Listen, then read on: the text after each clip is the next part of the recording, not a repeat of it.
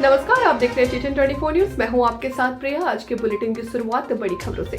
रामपुर के नगर पंचायत मसवासी के अंबेडकर पार्क में मनाया गया जन्मदिन। पार्क में बहुजन समाजवादी पार्टी के मुखिया मायावती का जन्मदिन केक काटकर धूमधाम से मनाया गया। इस मौके पर बोलते हुए बहुजन समाज पार्टी के पूर्व जिला अध्यक्ष शांति प्रसाद सागर ने बोलते हुए कहा कि बहन जी का जन्मदिन एक कल्याणकारी दिवस के रूप में मनाया जाता है। प्रदेश ही नहीं बल्कि पूरे देश में यह जन्मदिन मनाया जाता है, क्योंकि बहन मायावती ने सर्व समाज से सम्मान देने का काम किया है और सर्व समाज के विकास के कार्य के लिए मायावती के 67वें जन्मदिन की सभी लोगों को बधाई और शुभकामनाएं दी और बाबा साहेब भीमराव अम्बेडकर की प्रतिमा पर भी माल्यार्पण किया गया। साथ ही इस मौके पर भीमसेन सागर, भोजराज, विजयपाल, रामपाल, ब्रिजनंदन, गजराज सिंह, खुशीराम, सौरभ, विनोद, अनिल कुमार, सुरेश, राजेश कुमार, शाहरुख अंसारी आदि कई लोग उपस्थित थे। बहन जी का जन्मदिन एक कल्याणकारी दिवस के रूप में मनाया जाता है और बहन जी का जन्मदिन पूरे प्रदेश नहीं पूरे देश में मनाया जाता है। बहन जी एक आयरन लेडी हैं जिन्होंने सब समाज को सम्मान देने का काम किया। जब बहन जी की सरकार बनी, इस प्रदेश के अंदर 4 बार बहन जी की सरकार बनी है। उन्होंने सब समाज को साथ लेकर विकास के काम किए हैं। सबको बराबरी का सम्मान देने का काम बहन मायावती जी ने किया है। आज सब हम लोग जो एकत्र हुए हैं वो 167वां दिवस बहन जी का जन्मदिन धूमधाम से हम सब लोग मना रहे हैं और बहन जी को लाख लाख बधाइयाँ दे रहे हैं कि बहन जी हमेशा इसी ऊर्जा के साथ काम करती रहें। हमारा स्वाभिमान है बहन जी, हमारा सम्मान है बहन जी, देश के करोड़ों दलितों की मान और सम्मान है। मुजफ्फरनगर के बसपा कार्यालय पर पार्टी मुखिया मायावती का 67वां जन्मदिन कार्यकर्ताओं के केक काटकर मनाया। इस मौके पर बसपा कार्यकर्ताओं ने पूर्व मुख्यमंत्री मायावती के दीर्घायु होने की कामना की। बिजनौर सांसद मल्लुक नगर मुख्य अतिथि थे। रविवार को बसपा अध्यक्ष और प्रदेश के पूर्व मुख्यमंत्री मायावती के 67वां जन्मदिन पार्टी कार्यकर्ताओं ने हर्षोल्लास के साथ मनाया। जिला अध्यक्ष सतीश रवि ने बताया कि बिजनौर सांसद मल्लुक नगर कार्यालय पर आयोजित कार्यक्रम में मुख्य अतिथि के तौर पर पधारे। बसपा नेता जियाउर रहमान ने पूर्व मुख्यमंत्री के जन्मदिन का केक काटा और सबको खिलाया। बिजनौर सांसद मल्लुक नगर ने कहा कि वह इस खुशी के मौके पर अपनी पार्टी के मुखिया के दीर्घायु होने की कामना करते हैं। सभी कार्यकर्ताओं ने एक दूसरे को शुभकामनाएं दी। बसपा नेता जियाउर रहमान ने कहा कि पार्टी राष्ट्रीय अध्यक्ष के नेतृत्व में दबे की लड़ाई लड़ी जा रही है। उन्होंने कहा कि जन्मदिन को सभी कार्यकर्ता हर्षोल्लास के साथ मना रहे हैं। बसपा यूनिट के सभी पदाधिकारी रहे मौजूद। साथ ही बसपा के जिला कार्यालय पर संगठन के सभी यूनिटों के पदाधिकारी मौजूद थे। इस मौके पर बसपा कार्यकर्ताओं ने एक दूसरे को केक भी खिलाया। आसपास के लोगों को मिठाई का वितरण भी किया गया। आज बहुजन समाज पार्टी के लिए एक ऐतिहासिक दिन है। इसमें हमारी राष्ट्रीय अध्यक्षा, पूर्व मुख्यमंत्री उत्तर प्रदेश, पूर्व सांसद राज्यसभा, गरीबों पिछड़ों अकलियतों और दबे कुचलों की आवाज उठाने वाली बहन कुमारी मायावती जी का 67वां जन्मदिन बहुत ही हर्षोल्लास के साथ पार्टी कार्यालय पर मनाया जा रहा है, जिसमें हमारे बिजनौर के सांसद और सम्मानित मेरे बड़े भाई मल्लुक नागर जी ने हमारा हौसला अफजाई करने के लिए यहाँ पर तशरीफ लाए। मैं हृदय की गहराइयों से सभी लोगों का जो इस प्रोग्राम में शामिल हुए हैं, मैं उनका सभी का हार्दिक धन्यवाद करता हूँ। और इस कल्याणकारी दिवस के रूप में जो बहन कुमारी मायावती जी का जन्मदिन पूरे प्रदेश में मनाया जा रहा है, मैं ऐसी आशा और उम्मीद करता हूँ कि वो हमारे सिर पर अपनी छाया हर वर्ष इसी तरह से बनाए रखें। परमपिता परमेश्वर से यही कामना करता हूं कि उनकी लंबी आयु हो और बहुजन समाज पार्टी के इस कारवा को बढ़ाने में वे दिल्ली के तख्त पर राज करें। जनपद फिरोजाबाद के बसपा जिलाध्यक्ष सोनू भाटिया ने कार्यकर्ताओं के साथ सिलही के मैदान में बसपा सुप्रीमो का जन्म दिवस जोर शोर से मनाया, जहां पर मुख्य अतिथि के रूप में आगरा मंडल के प्रभारी संतोष आनंद व मंडल इकाई इंचार्ज हेमंत प्रताप सिंह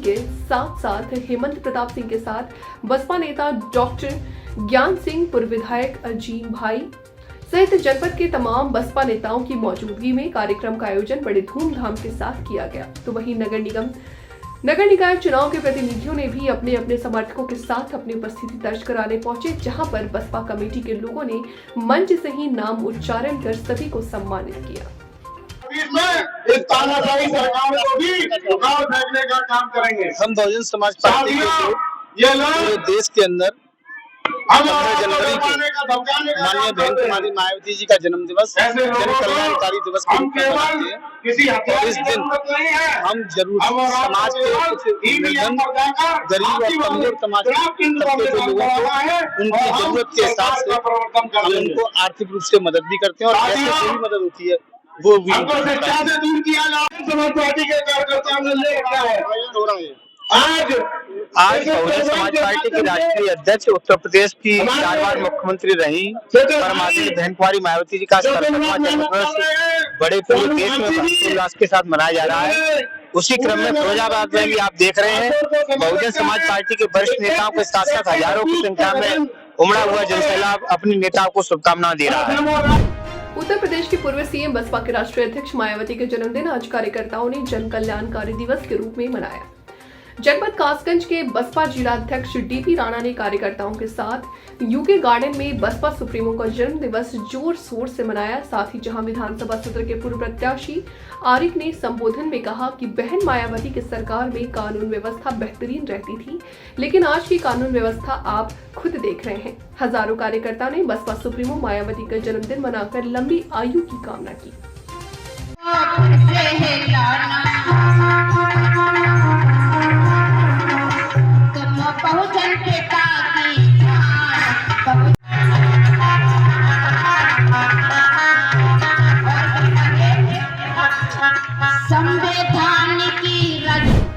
वाराणसी में रुद्रा जन कल्याण विकास सेवा संस्थान की तरफ से आज दिनांक 15/1/2023 मकर संक्रांति के उपलक्ष्य में खिचड़ी वितरण का कार्यक्रम किया गया। यह कार्यक्रम संकट मोचन से प्रारंभ होकर 80 घाट पर समाप्त हुआ। इस कार्यक्रम में संस्था के मुख्य पदाधिकारी साथ संस्था के कुछ सामान्य सदस्य भी मौके पर उपस्थित रहे, जिसमें संस्था के अध्यक्ष शुभम कुमार बिंद, संस्था सचिव संगीता पटेल, संस्था कोषाध्यक्ष अवधेश कुमार, सामान्य सदस्य आशीष कुमार उपस्थित थे। संगीता पटेल, हम संस्था के सचिव हैं, रुद्रा जन कल्याण विकास सेवा संस्था की सचिव संगीता पटेल। आज यहाँ पे किस तरह का कार्यक्रम बताया, कितना महत्वपूर्ण है? आज हमारा खिचड़ी वितरण का कार्यक्रम रखा गया है। जो गरीब नहीं आ पाते हैं खिचड़ी मिल सके, इसलिए जो है यहाँ खिचड़ी वितरण करने का आयोजन किया गया। मेन क्या उद्देश्य है इसका? अभी तक कहाँ कहाँ वितरण हुआ? संकट मोचन वितरण हुआ, संकट मोचन से आगे पीछे तक संकट मोचन के एरिया में पूरा वितरण किया गया है। अभी 80 घाट पे हम लोग आए हैं। अभी कहाँ तक ये कार्यक्रम कब तक चलेगा? आज ही तक? हाँ, आज तक ही चलेगा। जब तक अभी तक खिचड़ी बना है 500 लोगों का वितरण किया जा रहा है, और जब तक है खिचड़ी तब तक वितरण किया जाएगा। जो होता है या पहली बार ऐसा हो रहा है? नहीं, पिछली बार भी हम लोग किया, और पिछली बार भी संकट मोचन से लेकर दुर्गा कुंड तक किया गया था। जी मैम, हमारा नाम शुभम कुमार बिंद है और रुद्रा जन कल्याण विकास सेवा संस्था के अध्यक्ष हम हैं। आज यहाँ पे जो खिचड़ी वितरण का कार्यक्रम है, क्या उद्देश्य है उसका, क्यों वितरण हो रहा है? मैम, ये खिचड़ी वितरण का कार्यक्रम है कि जैसे सभी लोग खिचड़ी के पर्व पे हर अमीर लोग, हर घर लोग अपने अपने लोग मना लेते हैं, लेकिन हमारे यहाँ जो बनारस के लोग घाटों पे या मंदिरों पे भीख मांगने का काम, जैसे लोग कुछ मांग के अपना भरण पोषण कर रहे हैं, वो ऐसे पर्व पे वो पर्व का वो लुत्फ नहीं ले पाते हैं। इसलिए हमारी संस्था ने सोचा है कि वो खिचड़ी हो, दीपावली हो, मकर संक्रांति और होली के जैसे पर्वों पे इन लोगों के साथ रहती है और उनका सपोर्ट करती है और हर पर्व पे इनके हर तरीके से सहयोग करती है। अभी खिचड़ी के समय उनको खिचड़ी वितरण कार्यक्रम किया जा रहा है संस्था। कहाँ कहाँ वितरण किया गया भैया? ये तो हम संकट मोचन पावन धरती से पिछले साल की तरह इस साल भी स्टार्टअप किए हैं और अगले साल तो हम दुर्गा कुंड की तरफ गए थे, लेकिन इस बार हम लोग अस्सी घाट पे आए हुए हैं और यह कार्यक्रम हमारा शाम तक चलेगा। अब तक कितने लोगों को खिचड़ी वितरण की? मैम अभी तक तो हमको लगता है कि 500 लोगों को मैंने खिचड़ी वितरण कर चुका है, लोग खा चुके हैं। अभी हमारे पास 500 के स्टे रखे हुए हैं। आप जैसे कहें कि काफ़ी गरीब परिवार नहीं खिचड़ी बना पाता है, लेकिन बाकी लोग तो कहते हैं बनारस बहुत बड़ा अमीर शहर है, क्या? मैम कहने का तो अमीर शहर है। अभी आपके सामने आपने जो देखा, हमारी संस्था की सचिव श्रीमती संगीता पटेल अभी कुछ गरीबों को अपने हाथ से खिला रही थी। मैम कहने और करने और सामने दिखने में बहुत फ़र्क है। अभी हमारी आपको बता दें मैम, अभी हमारी सचिव एक लोगों के जिनको हाथ पैर नहीं, उनको अपने हाथों से खिचड़ी पिछली बार भी खिलाई थी और इस साल भी खिलाई हैं। और उनके पास जाने के बाद उन्होंने कहा, उनका एक बोलने का एक था कि उनको यही गई तो उनको कोई पूछा, ये संस्था की सचिव हैं, उनका कहना था कि अभी तक तो खिचड़ी जैसे कि 2 दिन का पर्व मनाया गया, कल भी मनाए और आज भी मनाए, तो कल भी वहाँ बताएं कि लोग खिचड़ी वितरण किए, लेकिन जिनको हाथ नहीं उनको कोई खिलाने वाला नहीं थे। ये काम मेरी संस्था के सचिव ने किया है, खिलाने का काम उनको। देवरिया जिले के बढ़हरा ग्राम सभा में मकर संक्रांति के मौके पर भाजपा महिला मोर्चा की प्रदेश कार्य समिति समस्त रजनी पांडे ने अपने ग्राम सभा बढ़हरा में खिचड़ी सा भोज का आयोजन कर लोगों को मकर संक्रांति की बधाई दी। साथ ही उन्होंने कहा कि देश व प्रदेश में बड़े ही हर्षोल्लास के साथ मकर संक्रांति मनाया जा रहा है, जिसको देखते हुए मैंने भी अपने जन्मभूमि पर सभी के साथ मिलकर मकर संक्रांति मनाने के लिए इस कार्यक्रम का आयोजन किया है, जिसमें पार्टी के विभिन्न पदाधिकारी एवं कई ग्राम सभा के लोग शामिल हो रहे हैं। आज आप सबको पता है, सबसे पहले तो आप सभी को मकर संक्रांति की ढेर सारी बधाई और शुभकामनाएं। जैसा कि सबको पता है कि आज मकर संक्रांति का पर्व है और इस पर्व पर जगह जगह खिचड़ी भोज का आयोजन किया जाता है। ऐसे ही आज हमने अपने गांव बढ़हरा में एक दलित बस्ती में खिचड़ी भोज का आयोजन किया है, जो यहाँ की योगी वीर बाबा महाराज का एक धार्मिक स्थल है। यहाँ पे इस कार्यक्रम का आयोजन हुआ है, जिसमें हम अपने गांव से लेके हम अपने जितने मंडल हैं, बूथ हैं, यहाँ के सारे जो भी हमारे भाजपा के कार्यकर्ता हैं उनको भी हमने आमंत्रित किया है। जिले के पदाधिकारी भी इसमें आ रहे हैं और बाकी जो भी हमारे समाज के लोग हैं जो इससे जुड़ रहे हैं, वो सब आज इस कार्यक्रम में आ रहे हैं। और इस कार्यक्रम में जितने लोग उपस्थित हों उतना हमारे लिए गौरव की बात है और मैं आप सभी का आभार व्यक्त करती हूं कि आप सब भी यहां आए हैं और इस कार्यक्रम में अपनी सहभागिता दे रहे हैं। पहले तो हम भारतीय जनता पार्टी उत्तर प्रदेश महिला मोर्चा की नेता हम लोगों की बहन रजनी पांडे जी को इस पुनीत काम को करने के लिए हार्दिक बधाई और शुभकामनाएं देता हूं। इन्होंने इस बस्ती में, जहाँ जो ये मलिन बस्ती है, सुदूर जगह है, यहाँ हर वर्ग के लोगों को स्वभोज कराने का निर्णय लिया है।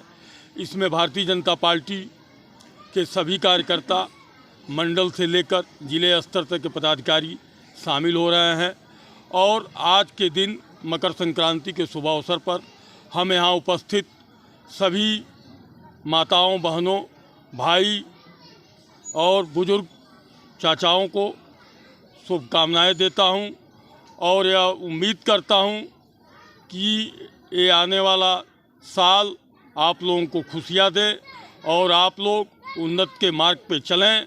और फिर हम एक बार बहन रजनी पांडे जी को बधाई देता हूं, इनके उज्जवल भविष्य की कामना करता हूं। बहुत बहुत धन्यवाद।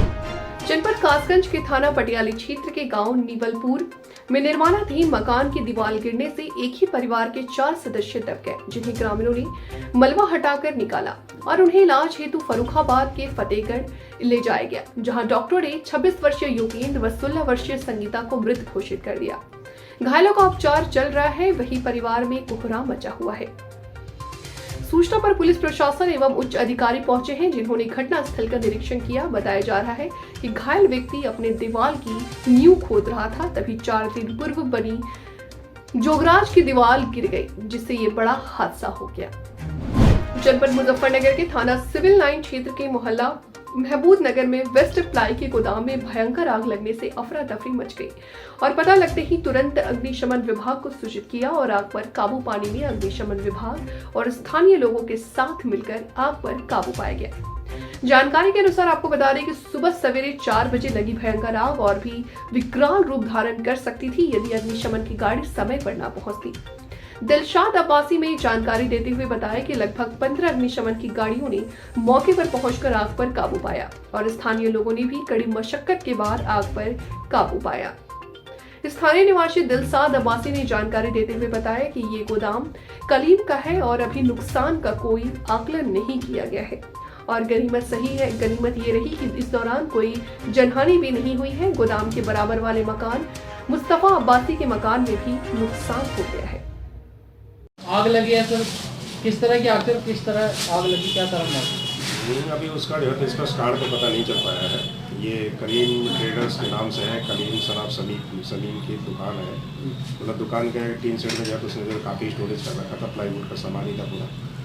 ये महमूद नगर गली नंबर 6 में उसमें जो है तो करीब देर रात की आग लगी हुई है और सूचना हम लोगों को जब 5:50 मिनट में जैसे मिली तो हम लोग तुरंत अपनी 2 यूनिटों के साथ जो है तो घटनास्थल में परेशान हुए।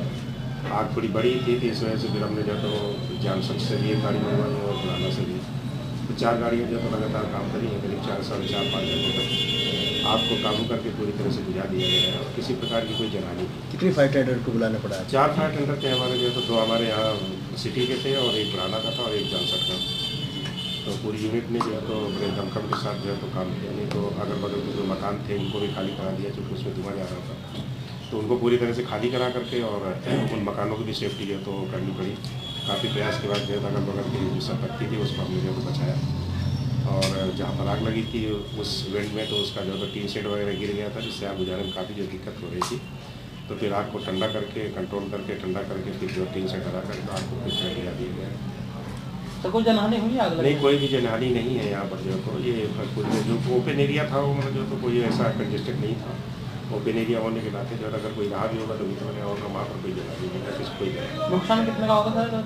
नुकसान अप्रॉक्सीमेट मैं तो एग्जैक्टली बता नहीं सकता लेकिन लाखों का नुकसान तो उसमें है। उससे जो जानकारी ली जाएगी तो नुकसान तो बड़ी पता चल पाएगा। तो इस तरह की परमिशन देगी इस तरह आबादी वाले क्षेत्र में इस तरह के?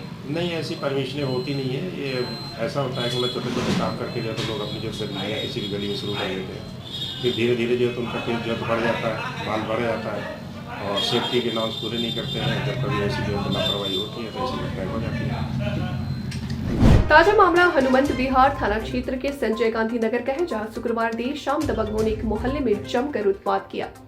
बाइक सवार दबंगों ने जमकर पत्थरबाजी के साथ बम चलाए जिससे कई लोग घायल हो गए। घटना के बाद इलाकई लोगों ने पुलिस को मामले की सूचना दी जिस पर मौके पर पुलिस पहुंची और मामले की जांच के बाद एक आरोपी को गिरफ्तार कर लिया है। घटना में घायल स्थानीय निवासी कुलदीप सिंह ने बताया कि मोहल्ले में गोलू ठाकुर नाम का दबंग है जो आए दिन अपने दर्जनों साथियों के साथ मोहल्ले में गुजरता है और दबंगई दिखाता है। शुक्रवार देर शाम छेड़छाड़ को लेकर उसने व उसके साथियों ने मोहल्ले में जमकर उत्पात मचाया जिससे पत्थराव के साथ दीमार बमों से हमला कर दिया जिससे वो भी घायल हुआ है। स्थानीय लोगों ने पुलिस से मामले की शिकायत की है। फिलहाल पुलिस ने एक आरोपी को हिरासत में ले लिया है। क्या नाम है भैया, कहाँ रहते, किस चीज़ की क्या घटना हुई है? भैया नाम विवेक यादव है, ठीक है, 995 दामोदर नगर यादव। कल जो है ये जो बंदे हैं ये 4-6 अक्सर मोहल्ले में आके परेशानी किए रहते हैं।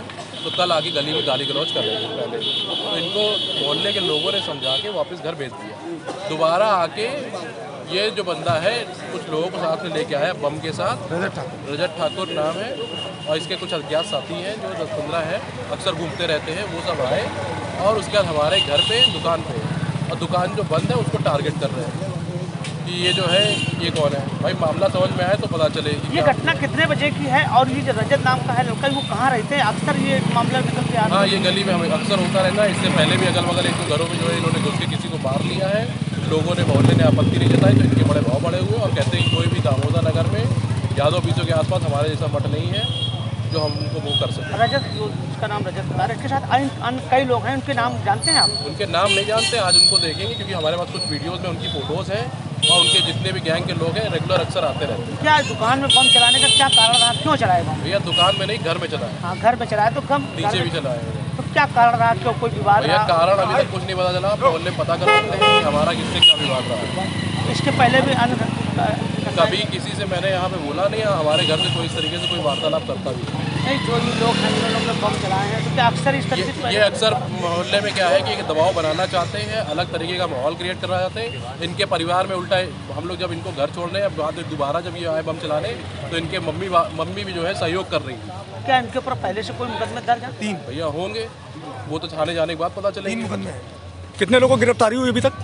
अभी तक भैया 1 की हुई है और हम लोग अभी भी जा रहे हैं थाने, इसलिए कि जो इनके बाकी साथी है वो उनको जांच करके बुलवाया जाए। क्या पुलिस अभी क्या कार्रवाई कर रही है, क्या आश्वासन दे रही है? पुलिस जो है ठीक आश्वासन दे रही। कल जो है बिना 112 फ़ोन करने से पहले जो हमारे चौकी प्रभारी जी हैं वो राउंड अप पे थे, तो आ गए, उन्होंने खुद ही एक्शन लिया है। उसके बाद जो है हमने 112 करके बुलाया है, बाकी भी टीम आई है मौके पे। जब बम चलाए तो क्या कोई घायल हुआ है क्या? घायल नहीं, लेकिन कुछ लोगों के आसपास में चोट आई है, जिनके पैर के पास लगा है। एक हमारे कुलदीप भैया जी है, उनके पैर के पास लगा है।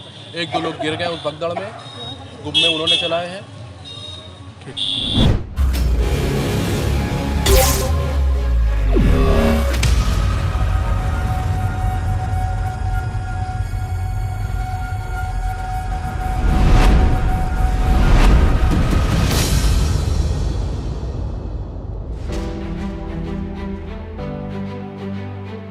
The blessed land of Ram, the modern land of expressways, the blessed land of Krishna, the leading state with 5 international airports, the blessed land of Ganga and many religions, the dynamic land with rapid connectivity, Uttar Pradesh, the land that has always remained India's cultural and spiritual capital, now has been transformed into New India's growth engine.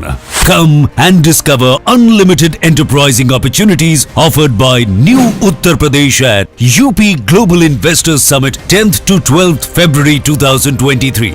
The 3-day event happening in the vibrant city of Lucknow will witness the participation of 10,000 global corporate leaders, innovators, business visionaries and startups from over 20 countries. The Yogi government has planned a series of domestic and international roadshows before hosting the GIS 2023 to showcase UP's soft power and promising business destinations, imbibing Prime Minister Narendra Modi's mantra of reform, perform and transform. Uttar Pradesh has already emerged as a favorite among top industrialists of the country. And why not? After all, it makes a contribution of more than 8% to the country's GDP, offers a consumer base of 24 crores and 56% working age population, and is a top-ranking state in ease of doing business. Let's have a look at Uttar Pradesh's thriving business ecosystem. With 6 existing and 7 upcoming expressways, now Uttar Pradesh is known as Expressway Pradesh. What's more, it's 9 operational, 10 upcoming airports, world-class interstate 4-lane highways, and the futuristic rapid rail transport system from Meerut to Ghaziabad and Delhi are turning Uttar Pradesh into a popular logistic hub of India. The state is also the destination of India's first water transport system and the largest airport coming up at Jewar. Now, that is why UP is called the gateway of big future investment plans. Uttar Pradesh is also the chosen destination for developing India's defense industrial corridor. Fertile land and ample water resources make Uttar Pradesh ideal for agro and food processing and dairy. UP is India's #1 producer of grain, sugar, potato, pea and ethanol. Add to this, the state also holds the distinction of being India's largest mobile manufacturing hub. Zero tolerance on crime and corruption. Plus the development of mega projects like IIT GNL in Greater Noida, Mega Food Park in Bareilly, Trans Ganga City in Unnao, Plastic Park and Garment Park in Gorakhpur, and several flatted factory complexes has transformed UP into an investment magnet for big corporates and MSMEs equally. Today, the state is India's emerging data center hub, medical hub and educational hub, and offers metro connectivity in all the major cities, enhancing the ease of living. Such is the positive response to the plan of developing Film City in Noida that today Uttar Pradesh has turned into India's preferred shooting location. Another successful endeavor is the One District, One Product project, which now many other Indian states are following. No doubt, out with 90 lakh MSMEs thriving dynamically. UP is the new MSME hub of India. So come and explore sector-specific industrial project, robust infrastructure and India's best industrial policies, all customized to expand your business. Inspired by PM Modi's dream of Digital India. UP's digital progress is remarkable. Here you can give your business the desired edge through single window portal for all application and approvals, online incentive management system OIMS for application of incentives, investors relationship management system for hand-holding support. All these investor-friendly initiatives have one goal: highlighting Uttar Pradesh on global platform and making it a $1 trillion economy. Come and enjoy a business ecosystem guided by the vision of Prime Minister Narendra Modi, strengthened by the leadership of Yogi Adityanath. Come, invest in Uttar Pradesh, New India's growth engine. फिलहाल वक्त हो चला एक छोटे से break का। जल्द हाजिर होंगे ब्रेक के बाद। तब तक के लिए आप बने रहे हमारे साथ। मुझे दीजिए इजाजत। नमस्कार।